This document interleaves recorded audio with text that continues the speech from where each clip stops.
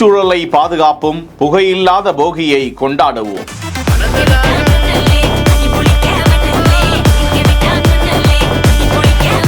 முதியவர்களுக்கும் குழந்தைகளுக்கும் நோய் உள்ளவர்களுக்கும் சுவாச நோய் பரவக்கூடும்.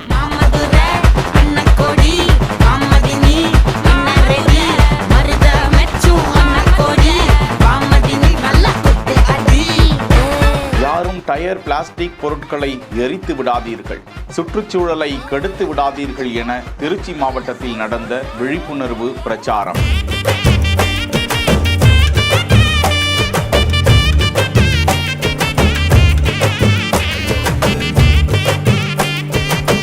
தமிழர் திருநாளை முன்னிட்டு போகி பண்டிகை தமிழ்நாடு முழுவதும் கோலாகலமாக கொண்டாடப்பட்டு வரும் வேளையில் பழையன கழிதல் புதியன புகுதல் என்ற பழமொழிக்கு ஏற்ப வீட்டில் இருக்கக்கூடிய பழைய பொருட்களை தான் இந்த பழமொழியில் சுட்டிக்காட்டியிருக்கிறார்கள் என்ற வண்ணம் பழங்காலமாகவே டயர், பிளாஸ்டிக் பொருட்கள், பழைய துணிமணிகள் உள்ளிட்டவற்றை போட்டு எரித்து கொண்டிருக்கிறார்கள் விழிப்புணர்வு அற்ற மக்கள். இதனால் சுற்றுச்சூழலுக்கு பெரும் கேடு விளைவதோடு அதனால் நோய் பரவும் அபாயமும் சுவாச கோளாறுகள் அபாயமும் ஏற்படுவதாக சுற்றுச்சூழல் துறையினர் தொடர்ந்து சுட்டிக்காட்டி வருகிறார்கள். இருந்தாலும் ஆங்காங்கே போகி பண்டிகையை முன்னிட்டு எரித்து புகையூட்டி கொண்டிருக்கிறார்கள் அறியாமையில் இருக்கக்கூடிய மக்கள். நம்மிடம் இருந்த பழைய தீய எண்ணங்களிலிருந்து விடுபட்டு புதிய சுகாதாரமான தூய்மையான எண்ணங்களை புதுப்பித்துக் கொள்வோம் இந்த தை புத்தாண்டு திருநாளில் என்பதையே சுட்டிக்காட்டுகிறது இந்த திருநாள் என திருச்சி மாவட்டத்தில் தூய்மை பணியாளர்கள் ஒன்றிணைந்து இது குறித்த விழிப்புணர்வை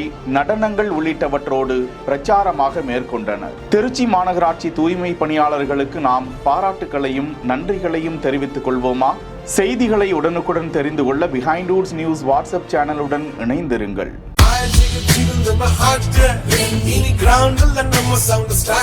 செய்திகளை வழங்கியோர் GT ஹாலிடேஸ், மெட்வே ஹாஸ்பிட்டல், சாலையா காட்டன் தோத்தி ஷர்ட்ஸ்.